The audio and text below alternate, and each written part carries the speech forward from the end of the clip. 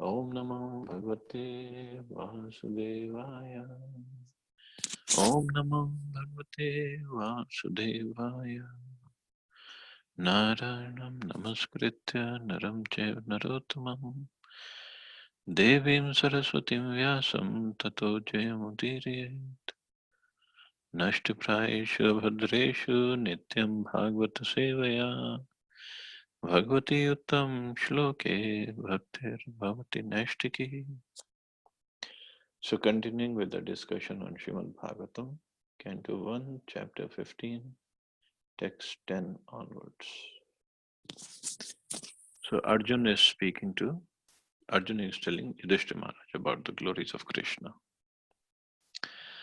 Patnyasthavadhi makh klaptas mahabhisheka shla ghishta charu kabram kitva sabhayam sprishtam vikire padyo patita shrumukhya Yastatstriyo akrithatesh vimuktakeshaha. It was he only who loosened the hair of all the wives of the miscreants who dared open the cluster of your queen's hair, which had been nicely dressed and sanctified for the great Rajsuya sacrificial ceremony. At that time she fell down at the feet of Lord Krishna with tears in her eyes. Queen Draupadi had a beautiful bunch of hair which was sanctified in the ceremonial function of Rajsuya Yagya.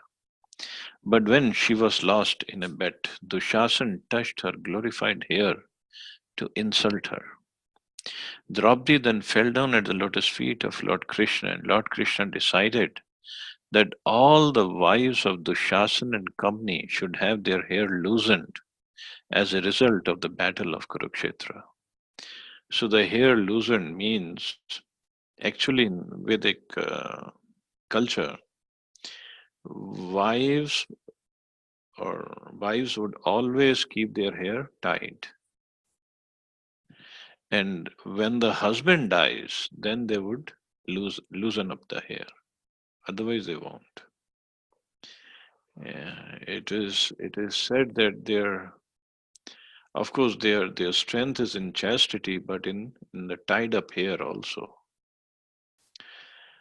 Of course, these days everything is topsy turvy, but this was the Vedic culture, and this is what Prabhupada is writing.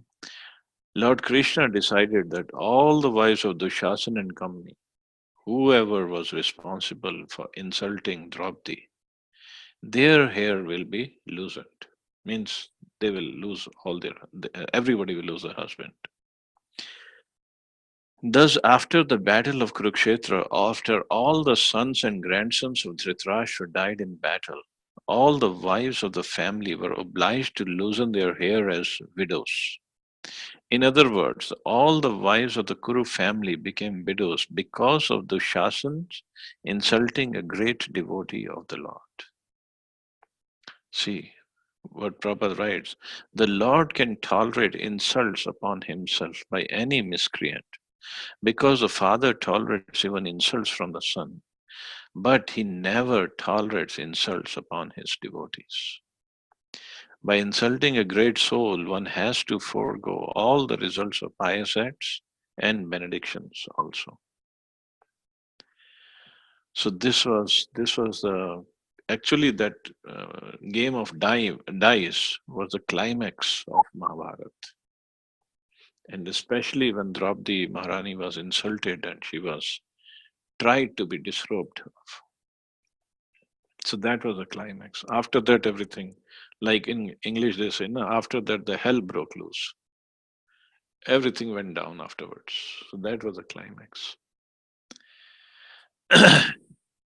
Of course, many times people put the blame on Yudhishthira Maharaj. Why did he bet Draupadi in the game of dice? How he could do that?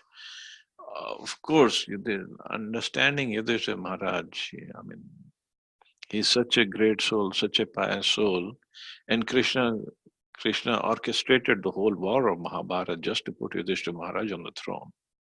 So if Yudhishthira Maharaj was just some drunkard, lusty king who would be losing his wife and brothers in the game of dice, Krishna would not care to put such a person on the throne and create such a big battle.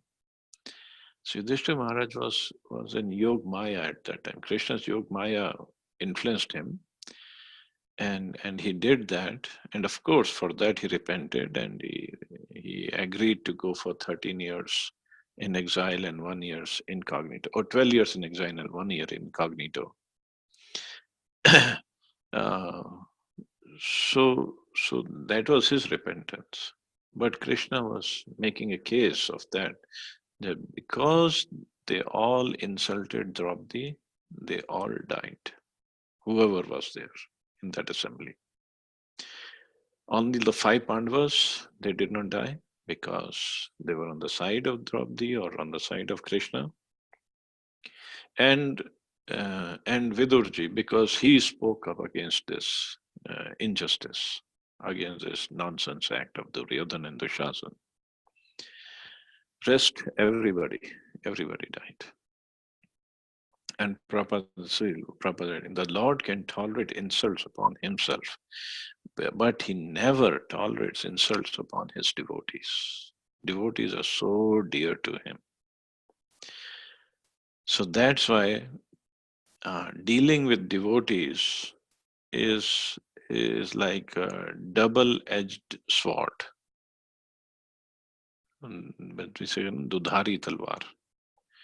Means it can help us a lot to make progress, but at the same time, if we are not careful and we commit any offense, we commit insults, we are especially insulting them, then it can ruin our progress. It can stop our progress in the path of bhakti. But without the mercy of devotees, without the association devotees, obviously we cannot make progress either. So the idea is one has to be very careful dealing with devotees. Very, very careful. And not become any familiar with the devotees that we start taking them for granted.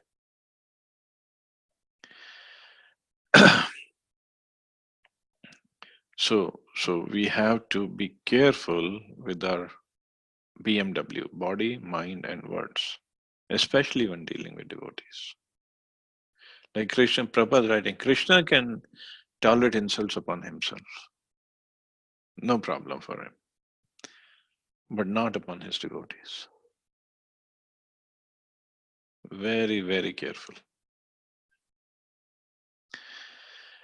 Like Prabhupada is writing, by insulting a great soul, one has to forego all the results of pious acts and benedictions also. Just like in case of Prahlad Maharaj.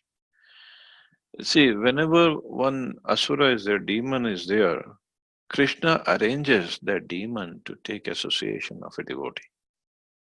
But the demons, because they are so puffed up, they don't understand the value of a devotee. So they end up committing offenses. Hiranyakashipu had a wonderful chance, golden opportunity to associate with Prahlad Maharaj. He was his own son. He was there 24 hours in the house. But Hiranyakashipu ended up offending Prahlad Maharaj. His sister, Holika, she tried to kill Prahlad Maharaj. And her benedictions, she had the benedictions, the fire will not burn her, and fire burnt her up instead of Prahlad Maharaj when she sat down in the fire taking Prahlad Maharaj on her lap. And nothing happened to Prahlad Maharaj. Hiranyakashipu had so many benedictions. He had won all over the universe, basically. But what happened? Because of his offenses towards Prahlad Maharaj, Lord Narsimhadev himself appeared and just tore him apart. How dare you try to kill and torture my devotee? And just imagine when we come to seventh canto, when Hiranyakashipu and Prahlad Maharaj Narsimhadev, that pastime happens. Hiranyakashipu did tapasya for 100 celestial years. So it's like 36,500 years. For that long, he did tapasya. After that, he got the benedictions. And afterward, he created terror all over the universe. And Prahlad Maharaj was only 5 years old when this incident happened and Hiranyakashipu was killed. Only 5 years. 36,500 years of tapasya. And even if you calculate that in celestial years, so it was 100 years of demigods years, celestial years. And Prahlad Maharaj was only 5 years old. So 100 years of tapasya was gone in 5 years. It was done. Why? Because of offense. And later on, someplace in Bhagavatam only, this example comes that a person, when he is walking in hot sun, he can tolerate the heat of the sun on his head, but he cannot tolerate the heat on his feet. So similarly, Krishna knows his devotees are at his lotus feet. So he cannot tolerate the heat of the insult to his devotees. On himself, he can tolerate anything, no problem. No matter what people talk about him, he says, I don't care. Of course, devotees don't like it. Devotees don't cannot tolerate anybody insulting Krishna, anybody saying bad things about Krishna. But Krishna himself, he doesn't mind. What if you say something about his devotees? Then nothing, nobody can protect you. So we have to be very, very careful. Of course, doesn't mean that we don't associate with devotees, or we don't talk to them, or we go like folded hands and trembling in fear whenever we are devotees. Whenever we see a devotee, that's not the case. One has to be just careful. That's all. Very careful. That's all. Nothing else. Yeah, we have to be natural. But I mean, devotees are special people.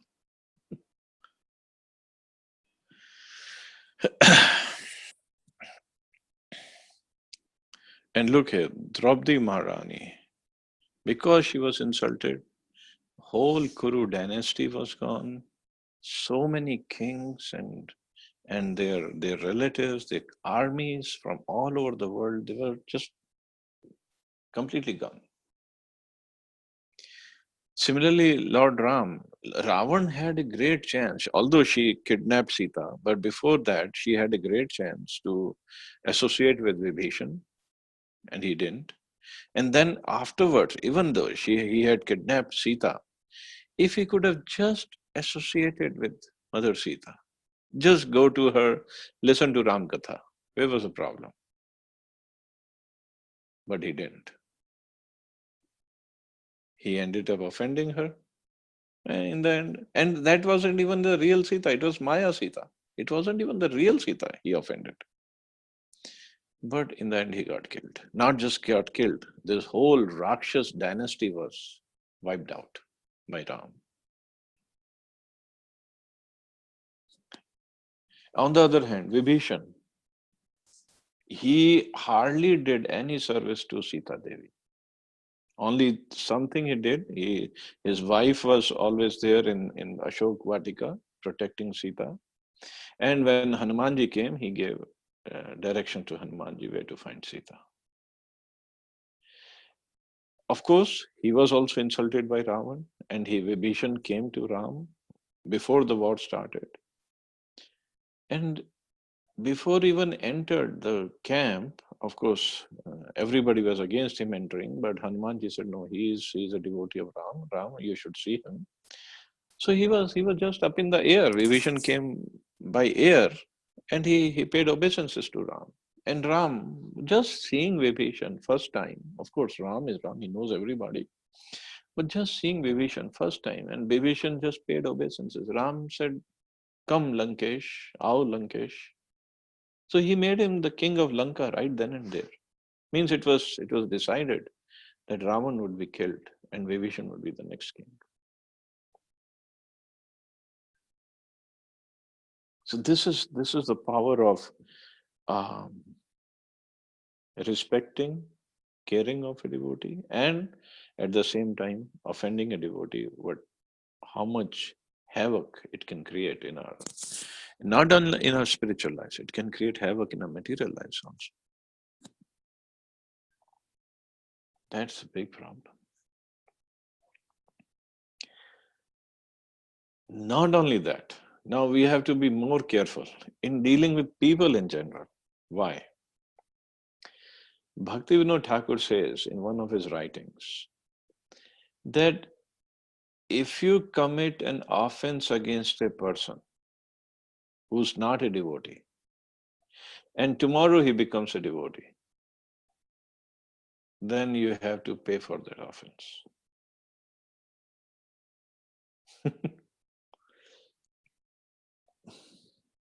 So good luck living in this world, because we keep on committing offenses every now and then. So the remedy for that problem was you make sure that person never becomes a devotee. No, that's not the remedy. That's not the remedy. Remedy is we go beg for forgiveness. If we ever commit offense, there's nothing wrong and nothing that pleases Krishna most if we just go and beg for forgiveness. If that devotee forgives or not, it's okay.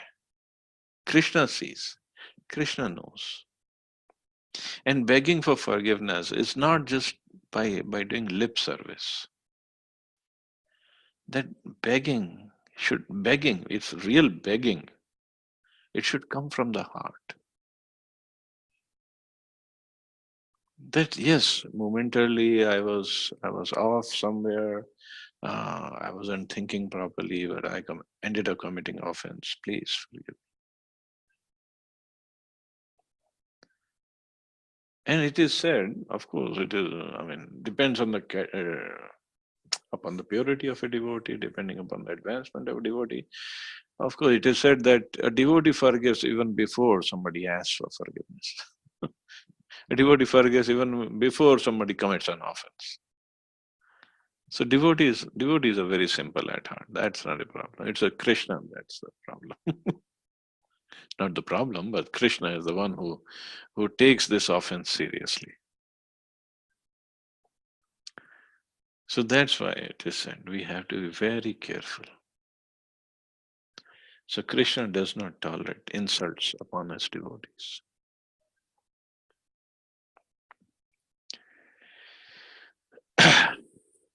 Text 11. So I don't want to scare you all up by speaking more on this topic.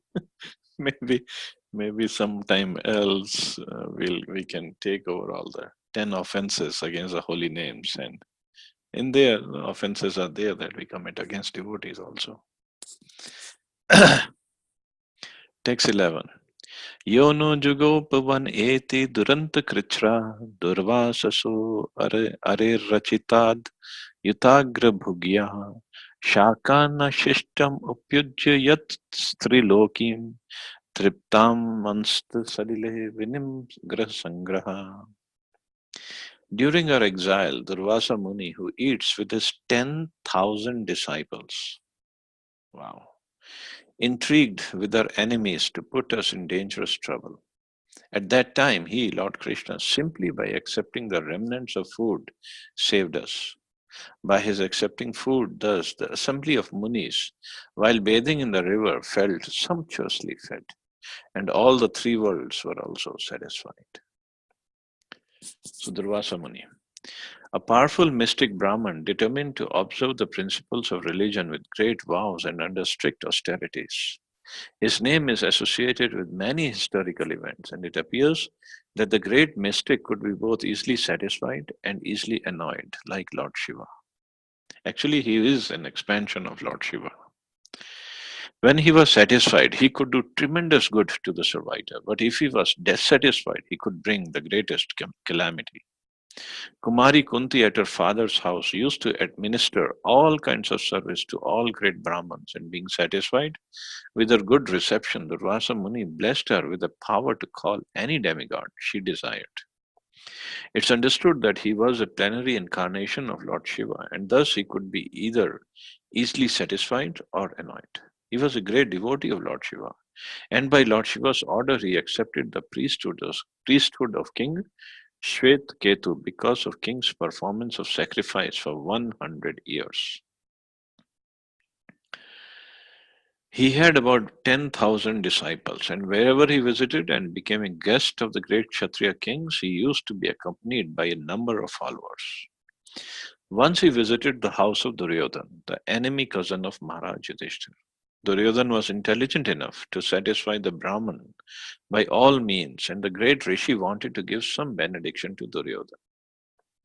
Duryodhan knew his mystic powers, and he knew also that the mystic Brahman, if dissatisfied, could cause some havoc, and thus he designed to engage the Brahman to show his wrath upon his enemy cousins, the Pandavas. When the Rishi wanted to award some benediction to Duryodhan, the latter wished that he should visit the house of Maharaj Yudhishthira, who was the eldest and chief among all his cousins. But by his request, or Durvasa Muni would go to Yudhishthira Maharaj after he had finished his meals with his queen Draupadi. So this was the game that Duryodhan played. Duryodhan knew that after Draupadi's dinner, it would be impossible for Maharaj Yudhishthira to receive such a large number of Brahmin guests, and that the Rishi would be annoyed and would create some trouble for his cousin Maharaj Yudhishthira. That was the plan of Duryodhan. So actually, what the thing was, when Yudhishthira Maharaj, after the game of dice, they were in exile, all the five brothers and Draupadi Maharani. I don't know which rishi gave, but somebody gave Draupadi Maharani a Akshay Patra. So that would give unlimited amount of food, but the condition was that on a particular day it would give. Condition was unless until Draupadi Maharani has eaten. Once she eats, because normally the lady speak after feeding everybody, then she eats, and then afterwards that day the Akshay Patra would not give any food. So Duryodhan devised that Durvasa Muni would go there in the evening after Draupadi Maharani had eaten. So now the test would be there. See, Krishna likes to put his devotees in all sorts of tests. On his arrival at the door of Maharaj Yudhishthira, he was at once well received, and the king requested him to finish his noontime religious rites in the river, for by that time the foodstuff would be prepared. Durvasa Muni, along with his large number of disciples, went to take a bath in the river, and Maharaj Yudhishthira was in great anxiety about the guests. As long as Draupadi had not eaten her meals, food could be served to any number of guests. But the Rishi, by the plan of Duryodhan, reached there after Draupadi had finished her meals. When the devotees are put into difficulty, they have an opportunity to recollect the Lord with rapt attention, because that is the time they really pay attention to their prayers. Just like our chanting, unless until there is some problem, some difficulty, we really take it for granted also, our chanting. It's very lazy, very relaxed, nothing emergency, no urgency, no desperation, nothing. But when Krishna puts us in some difficulty, then really name comes, Hare Krishna, Krishna Krishna. So Draupadi was thinking of Lord Krishna in that dangerous position, and the all-pervading Lord could at once know the dangerous position of his devotees. He therefore came there on the scene. So from where he came, of course, he is Paramatma. He is everywhere. He can manifest himself. And asked Draupadi to give whatever food she might have in her stock. On her being so requested by the Lord, Draupadi was sorrowful because the Supreme Lord asked her for some food and she was unable to supply it at that time. She said to the Lord that the mysterious dish which she had received from sun god, okay, Suryadev gave her that dish, could supply any amount of food if she herself had not eaten. But on that day, she had already taken her meals, and thus they were in danger. By expressing her difficulties, she began to cry before the Lord, as only a woman would do in such a position. The Lord, however, asked Draupadi to bring up the cooking pots to see if there was any particle of food stuff left. And on Draupadi's doing so, the Lord found some particle of vegetables sticking to the pot. So, good thing sometimes we don't clean the dishes properly. The Lord at once picked it up and ate it. After doing so, the Lord asked Draupadi to call for her guest, the company of Durvasa. Bhima was sent to call them from the river. Bhima said, "Why are you delaying, sir? Come on, the food is ready for you." Krishna, he really likes to play tricks. But the Brahmins, because of Lord Krishna's accepting a little particle of food, felt sumptuously fed even while they were in the water. That's why Krishna is called Yogeshwara. He can do anything, whatever he wants. They thought that since Maharaj Yudhishthira must have prepared many valuable dishes for them, and since they were not hungry and could not eat, the king would feel very sorry. So it was better not to go there. Thus, they decided to go away. And actually, because Bhima went to call them, and Durvasa Muni told his disciples, "See, if we don't take up this invitation, Bhima will get very angry. We better run away from it." So they ran away. Not just they just went away. They ran away from there where Bhima was coming. This incident proves that the Lord is the greatest mystic and therefore he is known as Yogeshwara. Another instruction is that every householder must offer food to the Lord, and the result will be that everyone, even a company of guests numbering 10,000, will be satisfied because of the Lord's being satisfied. That is the way of devotion service. So if Krishna is satisfied, that's why there's a shloka that says, Yasmin tushte jagat tushta. If Krishna is satisfied, everybody will become satisfied. And in fact, same thing happens at Jagannath Puri. We have seen that over and over. Every year we used to go. Rath Yatra time, lakhs and lakhs of people come, and everybody or whoever eats Jagannath Prasad, it's it's still plenty. Of course, they cook same amount every day. And during off season, when not too many people go, still there is plenty of prasad. It's the same quantity of prasad. And it's not like off season time they throw away so much of prasad because people didn't come. No. But Rath Yatra time, even if we eat little prasad, we feel satisfied, we feel completely full. And we go during off season and we can really hog up and still, of course, prasad is prasad, it's very good. But we can really hog up during off season time. So that we have seen with our eyes. Jagannath ji has shown that. So anyway, so I'll stop here. See anybody has any questions or comments.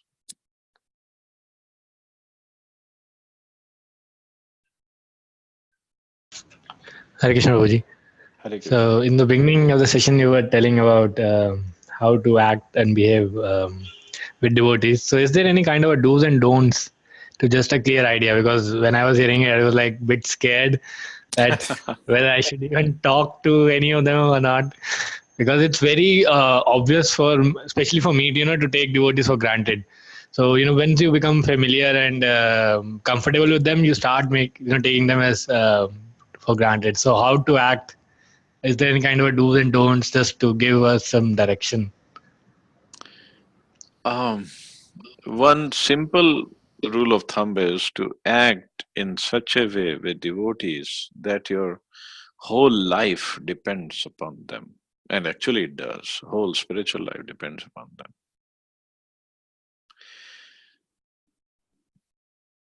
So, very respectfully, thankfully, humbly, friendly way, but at the same time, understanding that if I create any nonsense, if I say anything, if I do anything, if I think of anything nonsense, it will go against me. It's very difficult. I agree because when we become familiar, that's why I say no. Familiarity brings contempt. So when we become familiar, oh, it's just a devotee. And to be frank, You know where the, of course, you don't have that issue right now, but where the most number of offenses happen? At home, with her husband or wife. He's just as ordinary person. He does so many things. He stands up like this. He wears his clothes. Like he eats like this. He talks like this. And she's always nagging. And she is doing this. And she is taking. So we take for granted our association at home. Maybe the husband or wife, we can say, oh, they're not chanting 16 rounds, so they're not even a devotee. Of course, they are devotees. They're just not chanting right now. That's okay. They're devotees. So we have to be, because that's where we are having most hours of association. So we have to be very careful. So either you don't get married, like Prabhat Paru, you're not married yet. So you have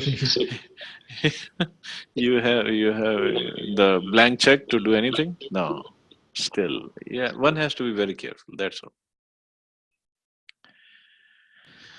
Because devotees might not see Okay, Prabhuji, thank anything, you so much. devotees might not feel anything wrong, but its problem is Krishna. He is sitting as Paramatma in our hearts also. If he was just outside, still we could cheat him. But he is sitting in the heart also. That's the biggest problem. We cannot run away from him. So just we have to be careful, very careful. Hare Krishna, Prabhuji. Hare Krishna. Prabhuji, I have one question, not from this class, but a general question which is coming in my mind. Mhm, Prabhuji, Kamsa was from, he was a demon. mhm. So Devaki Mata was sister of Kamsa. So by this way, she was also she belongs to a demonic family. No, no, no, no. And Actually, there is a story behind it. Should I tell the story tomorrow? Because time no is problem, really Prabhuji. running out. I'll That's tell what I that wanted story to know. tomorrow. That yeah, because then how come Vasudevji, married to a girl who is from demonic family? So that is what my question is. I'll tell that story. It's a long story. I'll Thank tell it you. tomorrow. Okay, Prabhuji. Thank you so much. You're welcome. Hare Krishna Prabhuji. Hare Krishna. Mata. Another one question actually about devotee you said. How can we identify that who is actually a devotee and who is not? Sometimes just by seeing the attire and then preaching, we should recognize that he is the devotee, because some people, they do not wear such dresses or neither he preach, but they are also sometimes seems to be a actual devotee. But I just wanted to know, how can we exactly identify? Rupa Goswami has talked about it in the Nectar of Instruction. Anybody who has once taken the name of Krishna, he's a devotee. Okay. Of course, he says, then further, those who have taken initiation, one should pay respects to them. But those who have of course taken initiation, but those who are devoid of any ninda, any criticism, one should associate with them. So anybody who has taken name of Krishna, one should respect them. One should respect them. Anybody who has taken initiation, one should pay obeisances to him or her. But one who is devoid of any criticism, association should be for them. But everybody is a devotee. So devotee is Kanishta Adhikari, Madhyam Adhikari, Uttam Adhikari. So, of course, Rupa Goswami doesn't say one who's wearing tilak and kantimala, he's only a devotee. No. Understood. Thank you very much, Prabhuji. Hare Krishna, Hare Prabhu. Krishna, Prabhuji. Hare Krishna Mata. Prabhuji, today you have really scared us. You should have told these instruction to us when we started our, chanting. I mean, you could have been now, though I think we have done 10,000 and lakhs of offenses. And you don't even know who all to ask for forgiveness. Really scaring us, Prabhuji. So if we had told you earlier, I mean, nobody told me earlier also. I mean, I was also hooked up by prasadam and by wonderful things, and then later I found out. But but anyway, it's okay. It's better late than never. It just we have to be careful. That's all. That's all. And it makes us more humble, more tolerant, more patient to be around devotees. Is that okay? Yes, Kshitij Prabhu. Very well. Hare Krishna, Prabhuji. Prabhuji, Hare one Krishna. quick question. Actually, sometimes random thoughts come into mind and we commit offenses on mental plane. So, Prabhuji, I have heard in one lecture that in Kali Yuga we don't get the a side effect of sins committed on mental plane. So, in case of devotees, do we get the side effect of that? Because we cannot control mind, and sometimes some random thought flew through our mind, and if we ask for forgiveness. What is actually, if we analyze properly, what's in our control? Do you think our actions are in our control, or our words in our control? What exactly we have control over? Actually, we have control over our thoughts. If you look closely, if you analyze it, actions are the final product of the thoughts. Action by our words, by our tongue, or by our body. So if we control the thoughts, we can control the actions and the words. Otherwise, we cannot. So yes, in one way, because in Kali Yuga we have no control over our mind, so the offenses committed by mind are excused. But these thoughts will sooner or later turn into words or actions. So we have to control the thoughts. There is no option there. At the same time, like one Maharaj, he was giving class and he mentioned this, and it makes sense. He said, the devotees, actually, they don't live in Kali Yuga. They are in Satyuga. Because the works or the activities that we are doing whole day, it's the activities of Satyuga. So he said, then Satyuga means then even thought counts.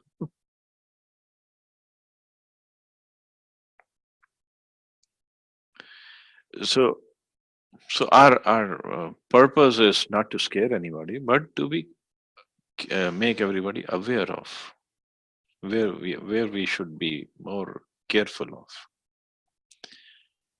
So we have to be very careful of our thoughts. That's why they say, nip it at the bud. Just thoughts will come. Okay, fine, stop them. Association will help us in making the thoughts better. So association of books, association of person, devotee, it helps.